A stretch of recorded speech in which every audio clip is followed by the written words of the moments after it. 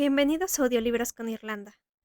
Los libros son grabados por personas reales. No utilizamos IA, por lo que agradecemos tu comprensión si hay algún error en la pronunciación. Espero disfrutes el libro y bienvenido. Capítulo 14. No es ningún santo. El hielo estaba liso y se perdía a lo lejos. Se encontraba oculto bajo la nieve como un pensamiento secreto. Solo en la orilla las olas habían apilado los témpanos unos encima de otros, igual que al otro lado, en Ludwigsburg.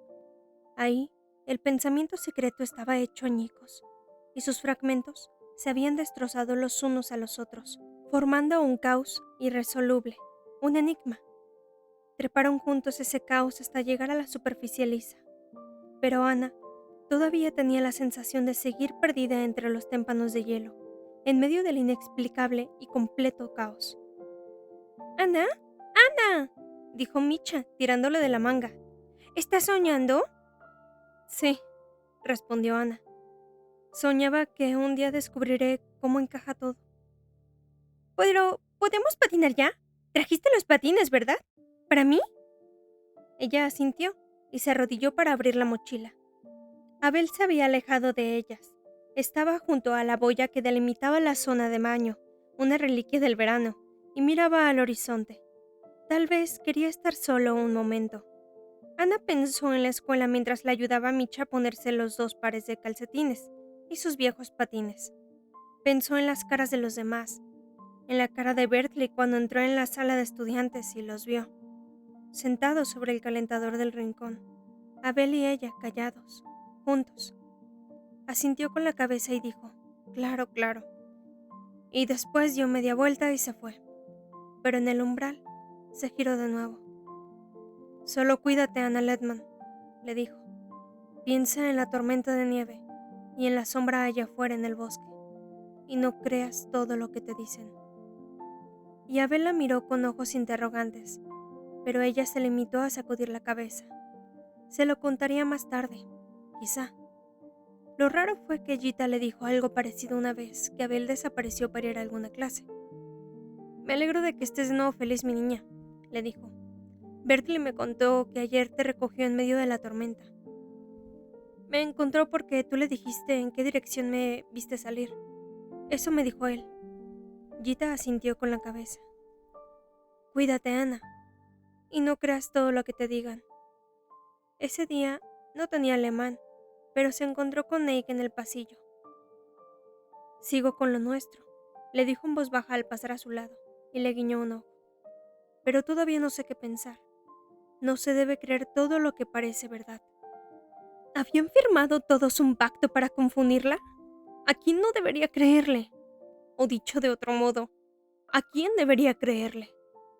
Bueno, dijo Micha, y abrochó la última hebilla de plástico.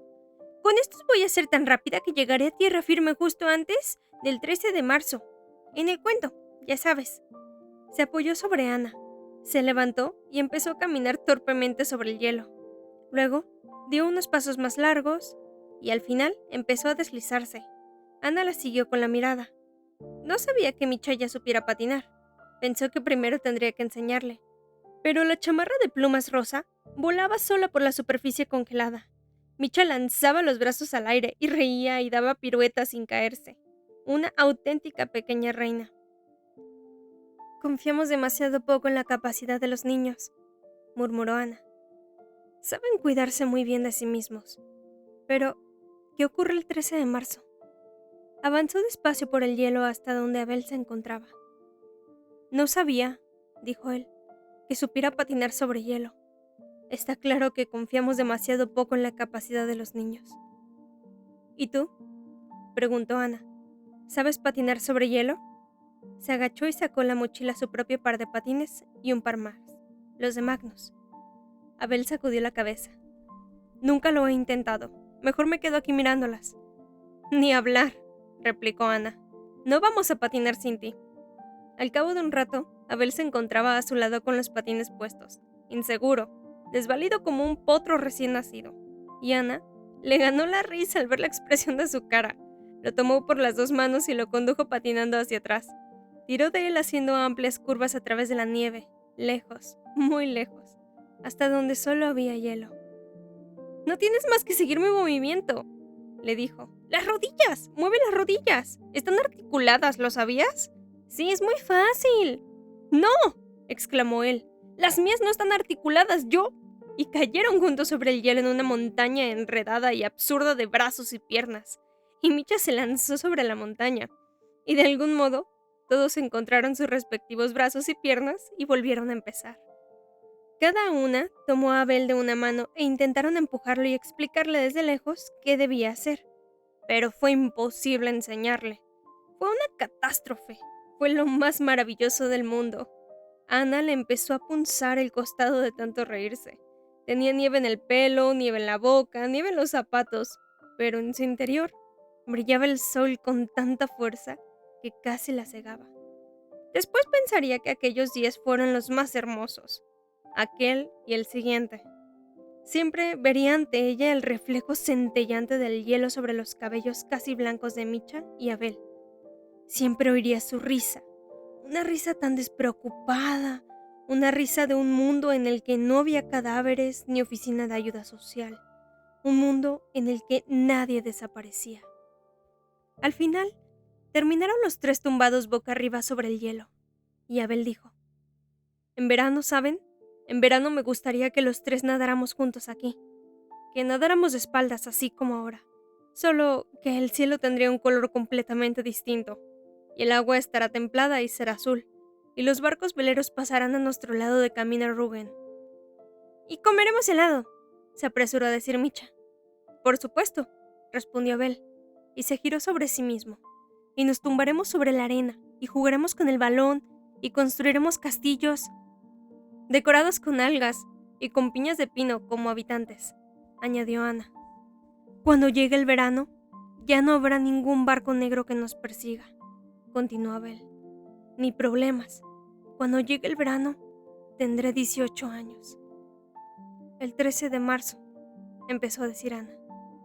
«Ese día llegaremos a tierra firme», dijo Abel y sonrió. «Y tendremos fiesta de cumpleaños», agregó Micha. «El cumpleaños de Abel. ¿Y sabes, Ana? Entonces será adulto, así, de golpe, y entonces ya podrá ser mi papá. La próxima semana, el miércoles». Ana iba a decir que no estaba segura sobre lo de ser padre, y que las leyes seguramente eran más complicadas de lo que Abel y Micha se imaginaban. No dijo nada. Dijo: «En mi mochila hay un termo de chocolate».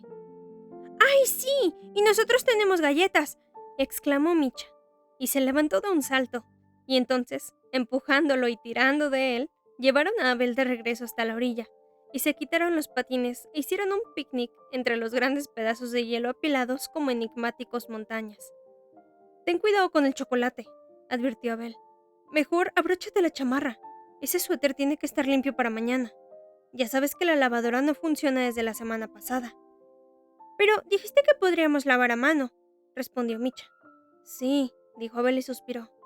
«Mañana es día de lavar la ropa, como en tiempos pasados, los tiempos en los que transcurren los verdaderos cuentos. Pero se tarda mucho, Micha. Ya tenemos muchas cosas para lavar». «¿Y no pueden repararla?», preguntó Ana. Abel sacudió la cabeza. «El aparato es una pieza de museo. Tendríamos que comprar una nueva». «Ya lo haré, pero tengo que usar la cuenta para nuestros estudios, y todavía no me atrevo». Ana pensó en la casa llena de aire azul y en la lavadora del sótano, que sustituyeron, sin más, por una nueva cuando dejó de funcionar. Por la ventana del sótano se podía ver los petirrojos mientras planchabas camisas sobre la grande y vieja mesa de madera. «Mientras reúnes valor para gastar ese dinero», dijo, «podrían usar nuestra lavadora. No tardarían mucho. Podrían venir mañana y traer la ropa, y por la noche se la llevan limpia de vuelta a casa. Así ahorrarían mucho tiempo. Tiempo que podrías aprovechar para estudiar». «¡Ay, sí!», gritó Micha. «Y podría mirar otra vez los libros de Ana, y soplar por la flauta, y contemplar el fuego, y...» «¿Y tus padres?», preguntó Abel. «Quizá estén en casa», respondió Ana, «y no se comerán a nadie». Lo miró a los ojos y él evitó su mirada. Finalmente, Abel se puso las manos sobre la cara, respiró hondo y las volvió a bajar. Bien, dijo. Iremos. Se levantó y se sacudió la nieve de los pantalones. Tengo que saltar por encima de 1000 sombras, dijo. No es tan fácil, ¿sabes? Mientras lo hagas mejor de lo que patinas sobre hielo, replicó Ana, y también se incorporó. Iba a decir algo más, pero no pudo, porque él la besó. Los días más hermosos solo fueron 2. Uno, cuando intentaron enseñar a Abel a patinar sobre hielo, y el otro, cuando no se podía secar la ropa. El viernes recogieron juntos a Micha de la escuela. La profesora con la que Ana había hablado una vez estaba esperando en el patio junto a Micha cuando Abel y Ana llegaron en sus bicicletas. Seguía nevado. Las carreteras estaban tan abarrotadas como el día anterior. Abel, dijo la profesora a Abel. Me llamo Mirkowicz. Soy la profesora de Micha. Y usted es su hermano, ¿verdad? Exacto, respondió Abel. Y ahora tenemos que irnos, estamos ocupados. Espere. La profesora extendió un brazo hacia él, pero luego no se atrevió a agarrarlo. Me encantaría hablar con su madre. Llevo mucho tiempo intentando concertar. ¿Acaso hay algún problema?, preguntó Abel. Ya tenía a Micha de la mano. ¿En clase? No, es solo que Micha me cuenta que su madre está de viaje y me parece que ya pasó tanto tiempo. ¿Es cierto lo que dice? Sí, respondió Abel. Sí, está de viaje. ¿Y quién se ocupa de Micha? Papá Noel, gruñó Abel y ayudó a Micha a subirse al portaequipajes de su bicicleta. La señora Mirkowicz lo siguió con la mirada mientras se iban, incomprensión absoluta dibujada en su rostro. ¿Cómo quieres que la pobre mujer comprenda algo?, preguntó Ana. Fuiste muy cruel. Ella no tiene la culpa. Solo es una profesora preocupada. Es alguien que se entromete donde no la llaman, replicó Abel. Quizá fue ella quien puso a la oficina de ayuda social sobre aviso. Quizá no fue la señora Ketow. Por cierto, todavía estamos esperando al siguiente empleado de esa oficina. Parece que de momento congelaron todos los casos que llevaba Marinke. Tal vez tengamos suerte. Tal vez no se acuerden de nosotros hasta pasado el 13 de marzo. Ana habría deseado que Linda y Magnus no llegaran hasta más tarde, como el pasado viernes. Pero los viernes eran días irregulares en la casa del aire azul, y los dos estaban ya en casa. Ella les había avisado que iba a usar la lavadora. Se preguntó si estarían allí por eso. Claro que ellos dirían que era casualidad. Ana vio que Abel se estremecía al oír la voz de Magnus llegar desde el piso superior mientras se quitaba los zapatos en el pasillo de la entrada. Se estremeció como un perro asustado. Ana le puso una mano sobre el brazo. «Quédate», le dijo. ¿Cómo se le dice a un perro? Y se sintió estúpida. Pensó en el perro de la familia de Bertley, en la parte trasera del Volvo. Ese perro que tenía el mismo aspecto que el perro del cuento de Abel. Todavía escuchaba sus gemoteos en la tormenta de nieve. «Qué bien tener visitas», dijo Linda. «Pensé que podríamos almorzar juntos». Mientras comían, Abel se revolvía en su asiento como un animal preparado para la huida. Se limitaba a decir frases destiladas, como una gélida cortesía, y Ana estuvo a punto de darle un pisotón por debajo de la mesa, pero no lo hizo. Micha no tenía ningún problema en comer en la mesa de otras personas. Le contó a Linda todo sobre su escuela y sobre la amiga con la quien había construido un iglú el miércoles, y también que le gustaría tener un perro muy grande en el futuro, aunque mucho mejor sería un caballo. Y claro, este tendría que vivir en un jardín con manzanos, por supuesto. No me digas. ¿En un jardín con manzanos?, comentó Linda. Sí, claro, no hay mejor sitio para un caballo, ¿verdad? Al final de la comida, Abel parecía más tranquilo, y sus ojos ya no volaban por la sala de un lado para otro, como si la habitación fuera una trampa.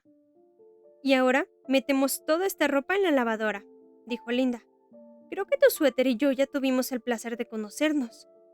Y además de poner la lavadora, Linda tiene un montón de cosas que hacer para la universidad, agregó Magnus, y le lanzó una mirada a su mujer, y yo una montaña de expedientes de pacientes que revisar. Ana reprimió una sonrisa. Pero seguro que estarán escuchando, pensó. Seguro. Nosotros también tenemos algo que hacer. Tenemos que continuar con una historia, comentó Micha. Ana llevó a los dos a su cuarto, donde la nieve colgaba frente a la ventana como una cortina blanca.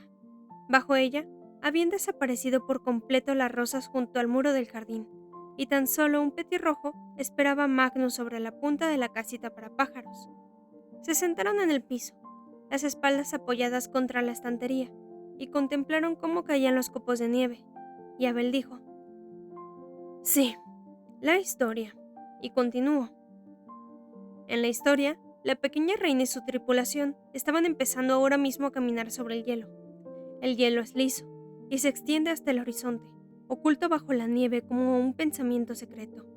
Solo a la orilla de la isla, donde algún día vivió el asesino, las olas han apilado fragmentos de hielo unos encima de otros. Allí, el pensamiento secreto está hecho añicos y sus pedazos se han destrozado entre sí, un caos irresoluble, un enigma». Abel pasó un brazo por los hombros de Micha y otro por los de Ana, y aunque realmente no era una postura cómoda, Ana no hizo nada por retirarse. «Avanzaban con dificultad», continuó Abel. «Resbalaban una y otra vez y se deslizaban, y a veces uno de ellos se caía. Cuando ya el barco verde parecía a sus espaldas tan pequeño como un barco de juguete, se detuvieron, y uno detrás del otro lo miraron por los binoculares. Había empezado a nevar». «¿No son aquellos nuestros perseguidores?», preguntó el preguntón. «Bajo las hayas, donde crecen las anémonas en primavera», respondió el respondón. Y la joven de las rosas tuvo la sensación de haber oído ya esa respuesta antes. Probablemente su repertorio de respuestas era limitado. En este mundo hay más preguntas que respuestas, y si me preguntas por qué es así, tendré que confesar que tampoco para esa pregunta hay una respuesta. La pequeña reina vio que sus perseguidores llegaban en aquel momento al barco verde. También el barco negro se había quedado atascado en el hielo, y ahora la gorda devoradiamantes y los dos odiosos los perseguían a pie. Sin embargo, había otra persona con ellos, una joven de cabellos rubios y peinados hacia atrás en una severa coleta de caballo, como una profesora. También llevaba unos lentes de profesora. «¿Quién es esa?», preguntó la pequeña reina sosteniendo los binoculares frente a los ojos dorados del perro. «Es la joyera», respondió este. «¿Ves la herramienta que sobresale del bolsillo de su abrigo? Ten cuidado, pequeña reina. También la joyera está detrás de tu corazón de diamante. Quiere pulirlo y darle forma según sus propias ideas. Pero si lo consigue, tu corazón dejará de ser tuyo». «¡Fíjense!», exclamó la pequeña reina. «Está subiendo a bordo de nuestro barco. ¿Acaso creen que nos encontrarán allí?». Sin embargo, al poco rato se alzaba en el aire frío, por encima de la cubierta del barco verde, un globo de aire caliente, un globo de colores. Debajo de él colgaba una góndola, la góndola pensada para el caos de emergencia, y en ella viajaban la devoradiamantes y los dos odiosos. «¡Están huyendo!», gritó la pequeña reina, y empezó a saltar de alegría de un lado a otro. «¡Tienen miedo del hielo infinito! Miren, el viento los aleja de nosotros. ¡Se rindieron! ¡Regresan a sus propias islas!». «Sí», repuso el farero con semblante serio. «Y también sé por qué. No creen que lo vayamos a conseguir. Creen que el diamante está perdido. Perdido en el hielo infinito de esta historia. Tan solo una persona parece creer aún que el diamante sobrevivirá. Falta una persona en la góndola». «La joyera», susurró la joven de las rosas. El perro gris plateado asintió con la cabeza. «Continuará su persecución», dijo. «Debemos apresurarnos». Entonces la joven de las rosas abrió su mochila y sacó un par de patines, y otro par, y otro par. La mochila estaba llena de patines. Únicamente faltaban patines para el gato blanco ciego. «Mejor así», replicó el gato. «Los gatos no están hechos para patinar. ¿Quién me lleva?». El preguntón preguntó si podía turnarse con el respondón para llevarlo, y el respondón respondió: «En la caja sobre el armario del baño». También una respuesta que ya había dado antes alguna vez. Y así, continuaron su camino patinando sobre el hielo, y la nieve siguió cayendo despacio, ocultando su rastro. El perro gris plateado corría sin patines a su lado. El primer intento se le había enredado las patas de tal forma que casi no consiguió desenredarlas, y en general prefería ser una figura trágica en lugar de una cómica. Avanzaron durante mucho tiempo, lejos, a través de una tormenta de nieve, sujetándose los unos a los otros para no perderse entre los remolinos de nieve. Avanzaron a través de un cielo sin nubes, y bebieron chocolate de un termo que la joven de las rosas se encontró también en su mochila. Después, la mochila quedó vacía, y ella quiso dejarla atrás, pero el perro gris plateado sacudió la cabeza. Una mochila vacía sería una huella, dijo. Ya debemos borrar cualquier rastro para que la joyera no nos encuentre. Así, en cuanto la nieve dejó de caer y de cubrirlos, fueron borrando sus huellas, y a pesar de eso, cada vez que miraban por los binoculares del farero, a sus espaldas seguía obstinada una pequeña figura. En el bolsillo de su abrigo sobresalía una herramienta de metal brillante, la joyera. No parecía que ella tuviera unos binoculares. ¿Cómo sabía qué camino tomar? «Esperémosla», rogó la pequeña reina. «Quizá tenga frío, quizá tenga miedo, sola en medio del hielo. Ella solo es una, y nosotros somos muchos». «Si nos encuentra, será más personas que una sola», repuso el perro gris plateado. «Pequeña reina, ¿no te he hablado nunca de los jinetes del océano?» «No», dijo la pequeña reina. «Señora Margaret, ¿conoces tú a los jinetes del océano?» La señora Margaret negó con la cabeza y levantó indefensa los brazos de flores blancas y azules. «Pero yo sí los conozco», replicó el farero. «Desde mi faro los veía cabalgando en la lejanía. Sus caballos son verdes como las algas, y blancos como las conchas, y rápidos como la noche. Cabalgan sobre el agua, vuelan sobre el hielo. Los jinetes del océano vigilan el mar y se encargan de que reine el orden. Nunca duermen, y si alguien los llama, responden a la llamada a través de las olas, a través de la tormenta y de la espuma». «Sí», confirmó el perro gris plateado, y al hablar enseñó un poco de los dientes. «Sí, se encargan de que reine el orden. Pero ¿cómo es ese orden? ¿Qué está bien y qué está mal? ¿Qué está permitido y qué está prohibido? Lo deciden quienes pagan a los jinetes del océano. El cazador rojo les pagó, el coleccionista de diamantes les pagó, y la joyera les ha pagado también. Pero nosotros, pequeña reina, nosotros no les pagamos. ¿Qué podríamos haberles dado? ¿Una manzana del jardín de tu isla?» «Una astilla del diamante», propuso el gato blanco, y bostezó, y la pequeña reina se asustó. «Pero si les diéramos una astilla de mi diamante, entonces mi corazón ya no estaría completo», exclamó. «¿Y yo?» «No te preocupes, mi pequeña reina», dijo el perro gris plateado. «Nadie va a romper un fragmento de tu corazón. Para los jinetes del océano, nuestra huida está mal, y el camino que tomamos, prohibido. Sin embargo, mientras la joyera no les llame, no debes temerles. Solo los llamará cuando esté completamente segura de que persigue a los caminantes correctos. Cuando nos alcance». Continuaron avanzando sobre los patines. Cuando ya atardecía, la joyera se encontraba más cerca de ellos. No lo suficientemente cerca, pero sí demasiado. «¿Puedo mirar por los binoculares?», preguntó la joven de las rosas, pero el farero dijo que los había perdido. «Yo veo muy bien a lo lejos incluso sin binoculares», gruñó el perro gris plateado. Entrecerró los ojos y los clavó en la oscuridad que iba envolviéndolos poco a poco. «Todo este tiempo pensé que eran imaginaciones mías», continuó gruñendo. «Pero ahora estoy seguro. Hilos, hilos rojos. Todos llevamos abrigos rojos. Uno de nosotros ha dejado caer hilos rojos en la nieve blanca para mostrar el camino a la joyera. Uno de nosotros es un traidor». Abel calló. «¿Y quién es el traidor?», preguntó Micha sin aliento. Abel se encogió de hombros. «No lo sé». «El gato no puede ser», dijo Micha. «No lleva abrigo, solo su piel». «¿O piensas que pudo arrancar los hilos del abrigo de otra persona? Tiene uñas afiladas». «El perro gris plateado tampoco puede ser. Él tampoco lleva abrigo. Y además, él descubrió todo». «El preguntón y el respondón son demasiado tontos», añadió Ana. «Y además, son figuras inventadas». Abel levantó los brazos. «¡Pero todo es inventado!» «No», respondió Ana. «No, no lo es. Solo dos personas pueden ser el traidor: el farero y la joven de las rosas». Abel se levantó. «Ya veremos qué ocurre y cómo continúa la historia. Seguro que nuestra ropa tardará mucho en secarse. Dime, ¿Qué harías si nosotros no estuviéramos aquí? Ana reflexionó un momento. Me temo que estaría estudiando. ¿Qué harías tú si estuvieras en casa?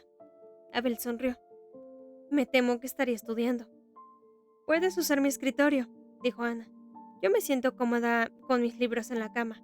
De todos modos es más cómoda. Sí que deberíamos hacer algo para este examen. Los exámenes no se hacen solos. No del todo. Qué suerte tengo de no tener que hacer ninguna preparatoria, dijo Micha. Iré abajo a ver qué está haciendo Linda. Linda, repitió Abel cuando oyó los pasos de Micha alejándose con estrépito por las escaleras. Linda, como si ya conociera a tu madre desde hace años. Creo, repuso Ana, que se llevan muy bien. Creo que Linda siempre quiso tener un segundo hijo, otro a quien ver crecer. De la sala llegaron entonces las notas del piano, aisladas, sin armonizar, notas tocadas por alguien que solo estaba probando. Entre las notas, llegaban de vez en cuando las voces de Micha y Linda. Sí, la maldita preparatoria, dijo Ana, y fue reuniendo sus libros para sentarse luego con ellos sobre la cama. Durante unos segundos, pensó que había 1000 cosas que preferiría hacer en aquel momento antes que ponerse a estudiar, pero, cuando pasado un rato levantó la cabeza, se dio cuenta de que todo era como debía ser. Sentado a su escritorio, Abel se concentraba con la cabeza inclinada sobre otro libro, y parecía como si perteneciese a aquel lugar. Habían resbalado a una extraña especie de cotidianidad. Ana sobre la cama y él en el escritorio. Estudiaban para el examen final como otros tantos jóvenes del país. Ana sonrió y siguió leyendo. Subrayó frases, intentó crear espacios en su cabeza, construir cajones, clasificar hechos. Una ocupación inofensiva y absolutamente corriente, segura y cálida, a años luz de enigmas y preguntas y sospechas. El piano había enmudecido. Oyó ruido de bandejas de metal entrechocando. El olor a galletas recién hechas subía por las escaleras. Linda y Micha estaban en la cocina. En algún momento Ana se levantó y se acercó al escritorio. Se detuvo detrás de Abel y le puso una mano en la espalda. Él alzó la mirada y sonrió.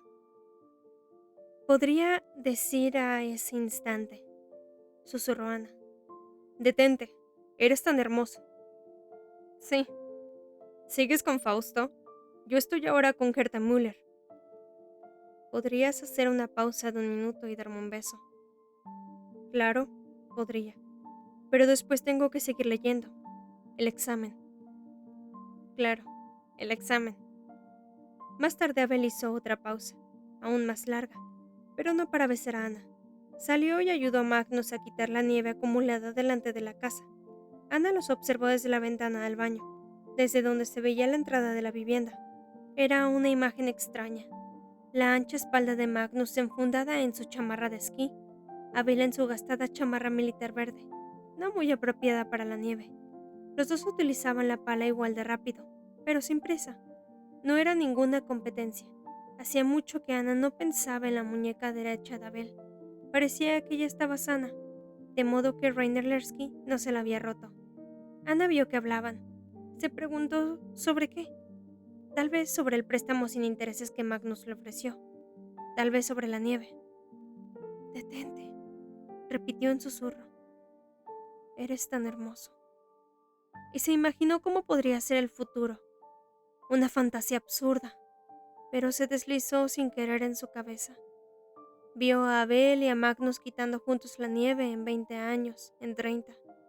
Magnus ya era mayor, su espalda ancha todavía, pero encorvada por el tiempo, su cabello ya casi blanco en las sienes.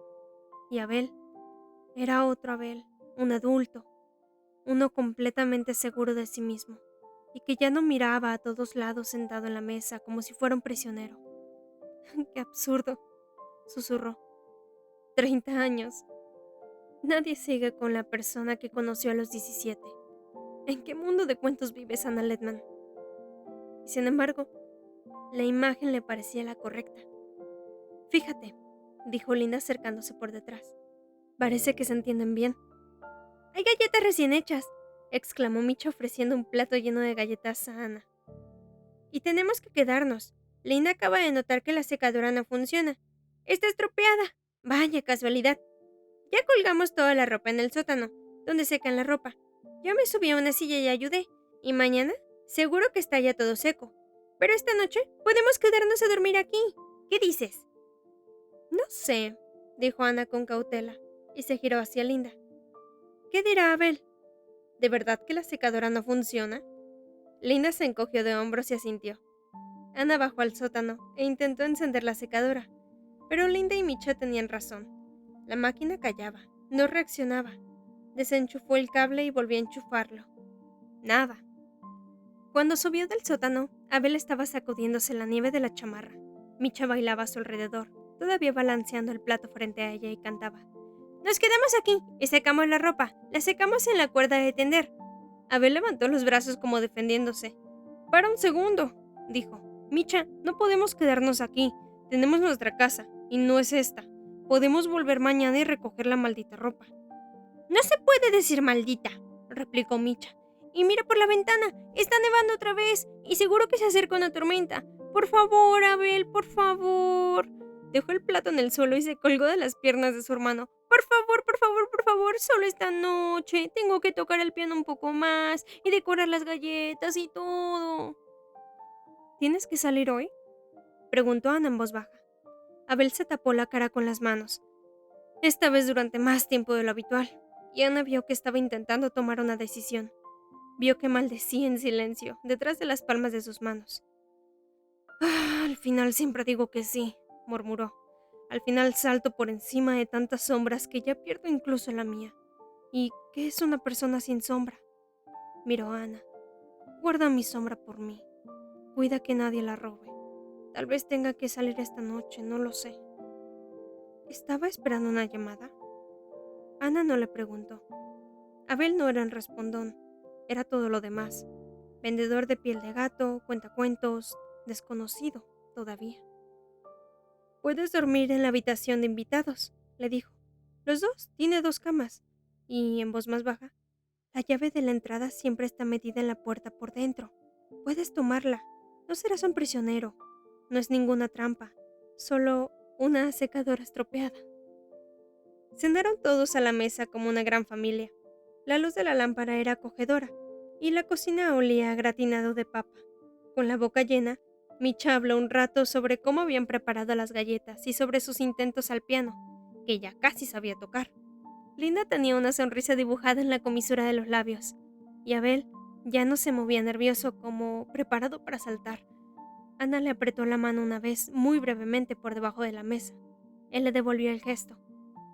Abel también hace a veces gratinado de papa, dijo Micha al final mientras dejaba el tenedor sobre su plato vacío. Porque sabe cocinar de todo, panqueques y espagueti y pasteles, hasta pasteles de cumpleaños con velas. Dentro de poco tendremos pastel otra vez, y quizás será de fresas, porque ya casi es primavera. Claro que serían fresas congeladas. Abel sabrá hacerla. Ese hermano tuyo parece ser un auténtico santo, comentó Magnus. ¿A qué viene eso? Sisió Ana. ¿A qué viene ese sarcasmo? ¿Qué es sarcasmo? Preguntó Micha. Sarcasmo es cuando alguien dice lo contrario de lo que piensa, dijo Abel en voz baja. Es decir, ningún santo, lo contrario. Eso es lo correcto. Y lo contrario de un santo no debería estar aquí sentado, supongo. Empujó su silla hacia atrás, las manos apoyadas en el borde de la mesa, y Ana puso una mano sobre la de él. No te levantes, le dijo. Por favor, Magnus solo hace comentarios tontos. ¿Sabes, Micha? Mi padre sabe quitar la nieve y dar de comer a los pájaros, y también curar a las personas, pero ni siquiera sabe freír un huevo, así que cualquiera que sepa hacer un gratinado de papa es un auténtico santo para él. Para ser sincera, creo que Magnus ni siquiera sabe diferenciar un huevo frito de una pala quitanieves. Micha se rió, y Magnus también, y Linda intentó acompañarlos en las risas. Pero Abel no lo hizo. Ya preparé las camas en la habitación de invitados, dijo Linda. ¿Necesitan ayuda para lavar los platos? Preguntó Micha. Yo soy una experta lavando platos. Linda sacudió la cabeza. Nuestro lavaplatos también es un experto. Que duermas bien. Y Ana siguió a Abel y a Micha con la mirada mientras subían las escaleras de la mano, como figuras en una conmovedora estampa, como si todo estuviera perfectamente bien. Sin embargo, no iba todo tan bien, lo sentía. Y más tarde, Ana se preguntó si tal vez Abel decidió en aquel momento que debían salir esa noche, si no dependía en absoluto de una llamada telefónica. Si quizá aquella noche se había quedado en casa si Magnus no hubiera hecho un comentario estúpido, y si entonces algunas cosas habrían salido de un modo diferente. Estuvo un largo rato despierta en cama, leyendo. Una vez sonó el celular que estaba sobre el escritorio, pero no se levantó. Gita pensó, ¿quién podría ser si no? Se habían dicho buenas noches, Abel y ella. Buenas noches. Y nada más. Un poco como dos desconocidos. Lo había oído hablar un poco con Micha, pero ahora todo estaba en silencio.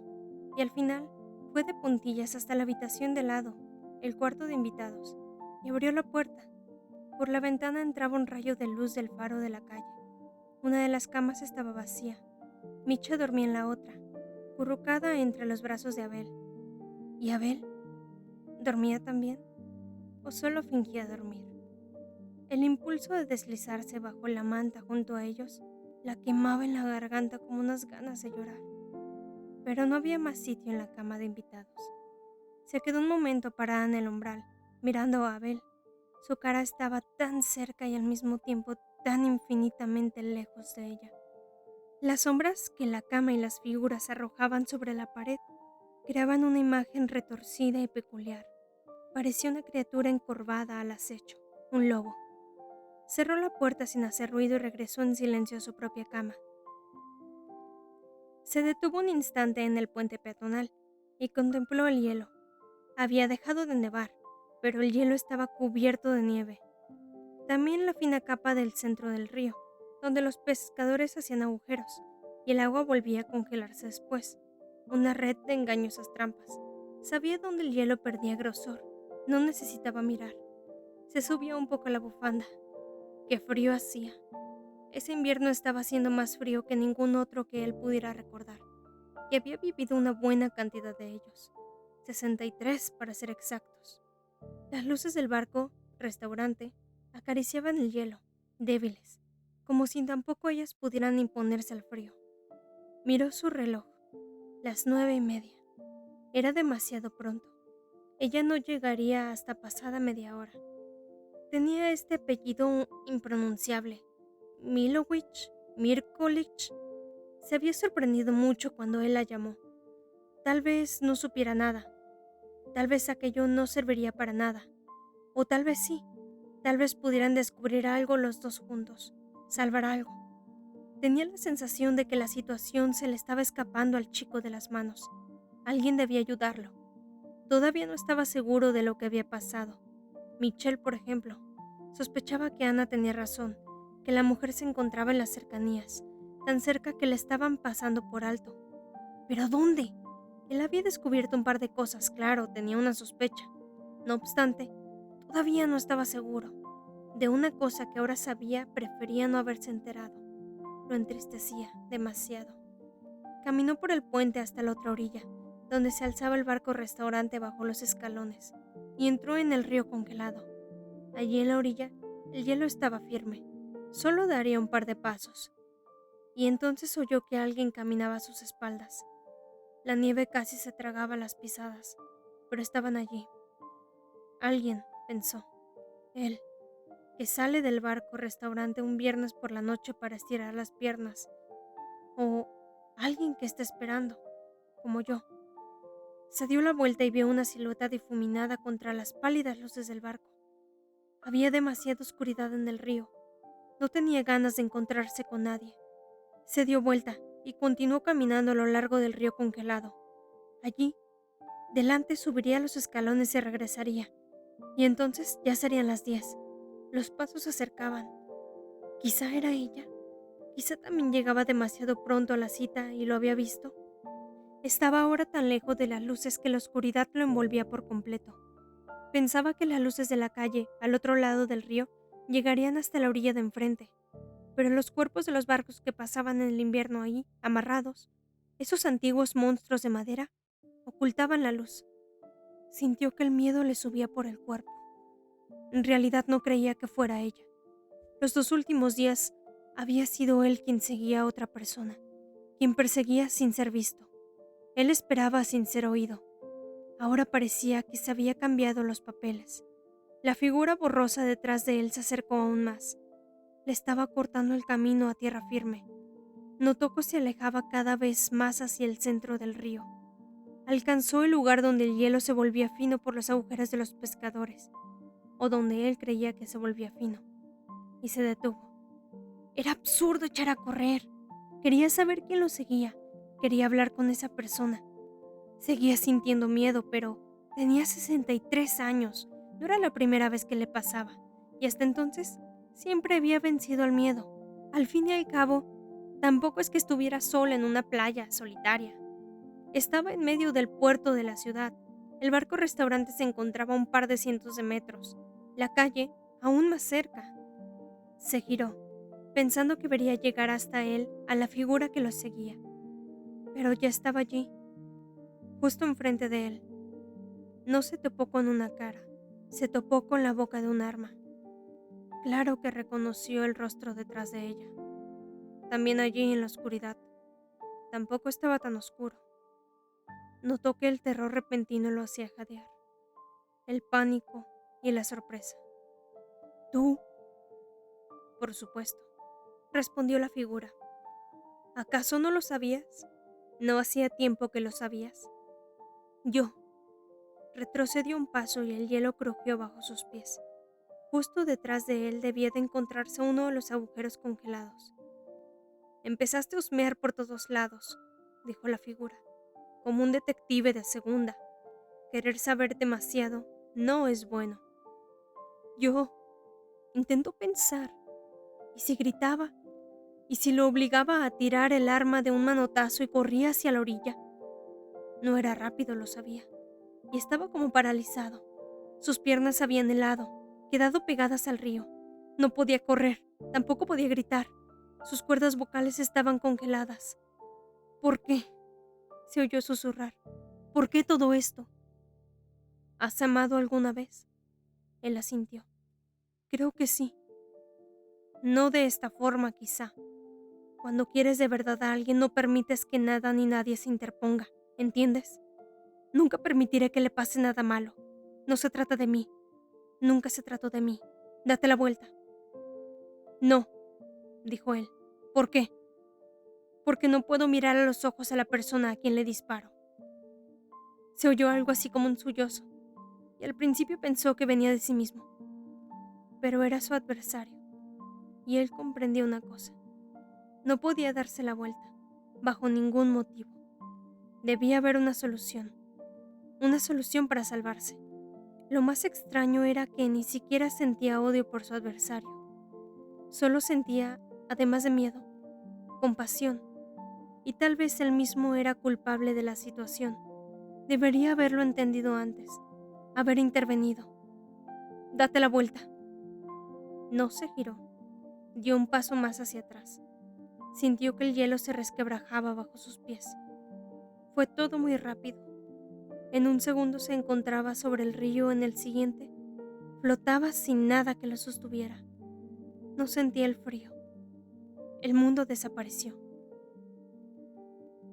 Y en algún lugar de la ciudad, alguien vagaba sin rumbo a través de la noche, las manos hundidas en los bolsillos, rumor blanco en los oídos.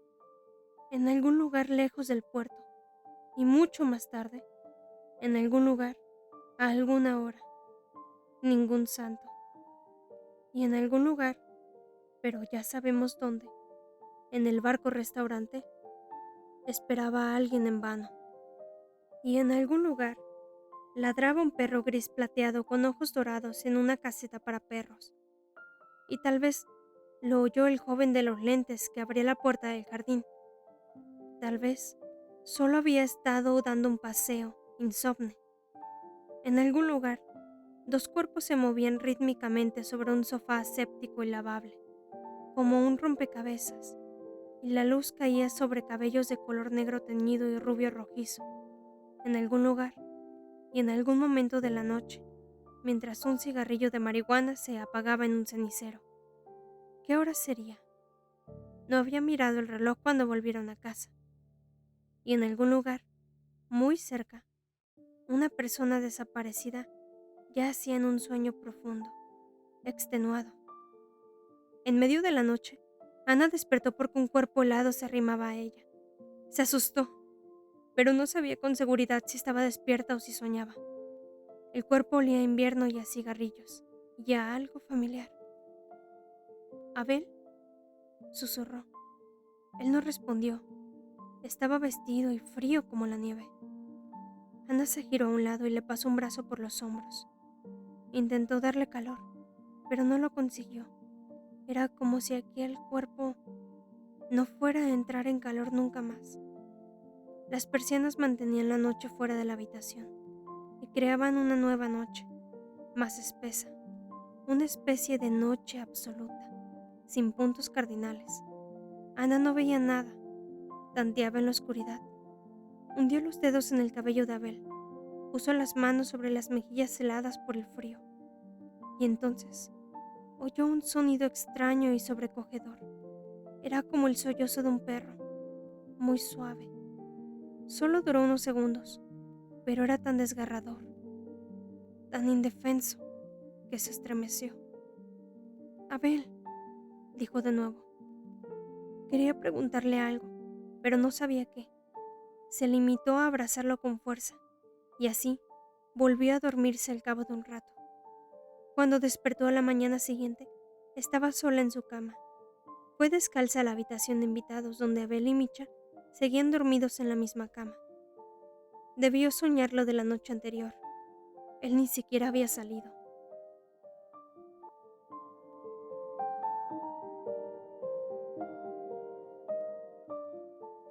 Si te ha gustado el video, puedes dejarnos un like y suscribirte para poder seguir trayéndote más audiolibros.